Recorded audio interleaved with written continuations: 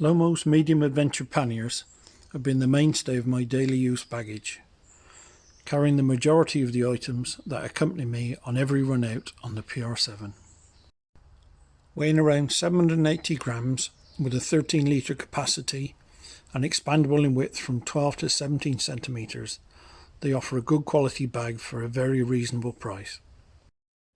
The webbing on the rear means you can attach them to just about anything that you can get a strap around. I have never suffered from water or dust ingress at any time, and I trust them completely.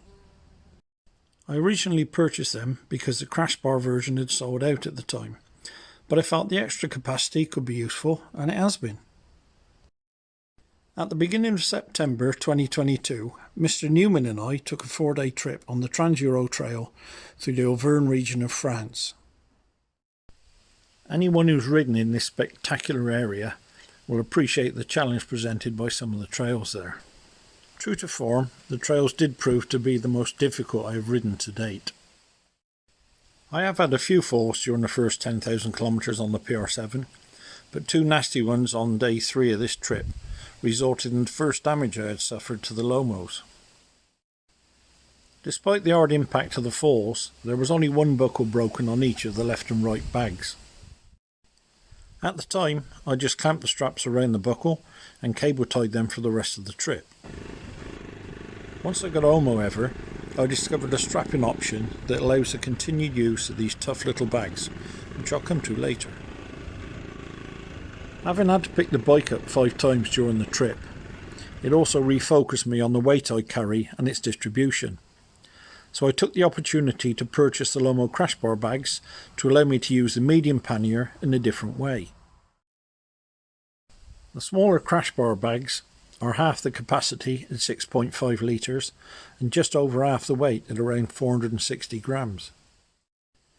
They have a mid-width of 14 centimetres compared to the medium pannier and offer a good quality bag for an outstanding price. The two crash bags carry most of the items from the original right-hand pannier. I've moved the tools and food to the rear left rack in one of the medium panniers. This has reduced the weight over the front forks and balanced up the toolbox and spare fuel I carry on the right side. To feed the straps, I found that folding the end of the strap over to form a point made it easier to get the strap through the webbing when mounting the bags. That small piece of excess strap at the end really annoyed me when I was trying to remove it so many times during the initial mounting process. Then I realised what a benefit it was to have a strap that would not slip through the buckle on its own, and it stopped the bag from coming off if it ever became loose. I also found that a single wrap around the bar when mounting made the process easier to tension the straps and made for a firmer fit. And finally, the standard strapping method allows you to ratchet up the strap tension to achieve a solid fit.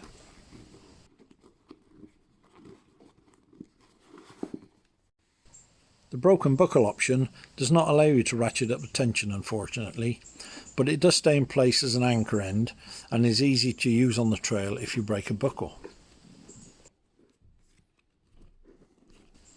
I hope this little update regarding my experience with the Lomo bags has been of some help. I suggest you check out Lomo's range before splashing out on those rather expensive big brand names that need a mortgage to buy them. As always, thanks for watching, and hopefully we'll see you on the trails.